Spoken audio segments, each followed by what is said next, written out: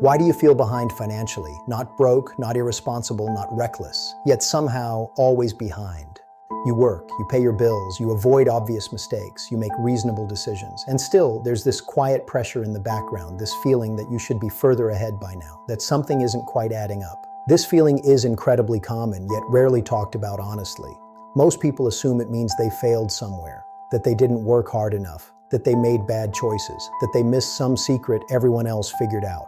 But what if this feeling has very little to do with your behavior and almost everything to do with how progress is measured in modern life? Because when you look closely, the feeling of being behind often shows up even when people are doing everything society told them to do. Get educated, stay employed, be responsible, avoid extremes, plan for the future. And yet, the pressure remains. So where does it come from? To understand this, we need to step away from money for a moment. Because the problem isn't really about dollars and cents. It's about perception, it's about comparison, and it's about a system that quietly teaches us to measure progress using the wrong signals. In the past, financial progress was tangible. You could see it: a paid-off home, a stable job, a growing savings account. These markers were slow, visible, and widely understood. Progress was measured in stability, not speed. But modern life changed that. Today, progress is fast, loud, and highly visible. Social media, online success stories, curated lifestyles, all of it creates a constant stream of comparison. You're no longer measuring yourself against your past self. You're measuring yourself against thousands of strangers at once. And the brain isn't designed for that. The human brain evolved to compare itself within small groups, villages, communities, workplaces. Now it compares itself against highlight reels from across the globe, many of which are incomplete, exaggerated, or outright false.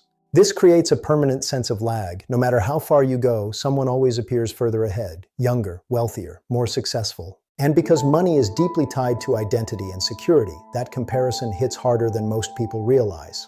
But comparison alone isn't the full story. The second problem is how financial progress is framed. Modern culture equates progress with visible outcomes: bigger homes, better cars, exotic vacations, early retirement headlines, side hustles turning into empires. What we rarely see is the invisible side of financial health: the stability, the margin, the systems quietly working in the background. These things don't photograph well, they don't generate likes, they don't go viral, and so they're ignored. As a result, many people build their financial expectations around outcomes that are rare, accelerated, or misleading, while undervaluing the progress they're actually making. This leads to a dangerous conclusion: if I don't feel ahead, I must be failing. But that conclusion is often wrong. To understand why, we need a better model. Financial progress isn't a single line moving forward, it's layered, and most people only see one of those layers. The first layer is visible progress. This includes income increases, assets, lifestyle upgrades. It's the layer everyone sees and talks about. It's also the most volatile because it depends heavily on timing, luck, and exposure. The second layer is structural progress. This is far less visible. It includes systems, buffers, automation, reduced fragility, and improved decision-making. This layer determines whether progress is sustainable or temporary. The third layer is psychological progress. Confidence, reduced anxiety, fewer reactive decisions, a calmer relationship with money. This layer often develops first, but is the least acknowledged. Here's the problem. Society teaches us to value the first layer almost exclusively. So even when layers 2 and 3 are improving, when your financial life is becoming more stable, resilient, and intentional, you may still feel behind because the visible markers haven't caught up yet. This creates a mismatch between reality and perception, and that mismatch is exhausting.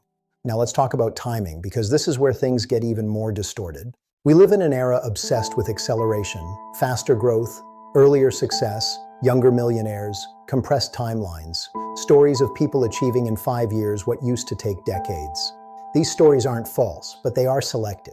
For every visible outlier, there are millions of quiet, steady trajectories that don't make headlines, and yet we subconsciously absorb the outliers as benchmarks. This causes a subtle psychological shift. Progress that would have once felt meaningful now feels slow. Stability feels boring. Consistency feels inadequate. And so the feeling of being behind intensifies, even when things are objectively improving. This is why many financially responsible people feel worse over time, not better. Their lives become more stable, but their expectations rise faster than their outcomes. And without realizing it, they move the finish line further away every year. So what's the solution? Not motivation, not grinding harder, not chasing louder wins. The solution begins with redefining what ahead actually means. Being ahead financially doesn't mean being richer than others. It means being less fragile than your past self. It means needing fewer emergency decisions. It means having margin, not just money. This is where structural progress becomes powerful. When your bills are predictable, you're ahead. When your savings happen automatically, you're ahead. When unexpected expenses don't derail your entire month, you're ahead. When your financial decisions feel calm instead of urgent, you're ahead. But these wins are quiet. They don't announce themselves, and if you're not trained to notice them, they disappear psychologically. So the next step is learning to track the right signals. Instead of asking, "Am I where I should be?" ask, "Is my financial life becoming easier to manage?" Instead of asking, "Why am I not further ahead?" ask, "What problems no longer cause panic?" These questions shift your attention away from comparison and toward trajectory. And trajectory matters far more than position. Two people can be in the same financial position. One is moving toward stability, the other toward fragility. Only one of them is actually ahead. This perspective changes everything. It reduces anxiety. It restores confidence. It replaces urgency with clarity. And once you see progress differently, the feeling of being behind begins to dissolve. Not because everything is perfect, but because it finally makes sense. This doesn't mean ignoring ambition. It means grounding ambition in reality. Real financial progress is slow at first, then steady, then powerful. And the people who build lasting stability are rarely the ones who felt ahead early on. They're the ones who stayed consistent while others chased appearances. If you feel behind, it's often a sign that you're measuring yourself against noise, not substance. And when you shift the measurement, the story changes. You're not broken. You're not late. You're not failing. You're just playing a game that quietly rewards the invisible. And once you understand that, you stop chasing reassurance and start building real momentum.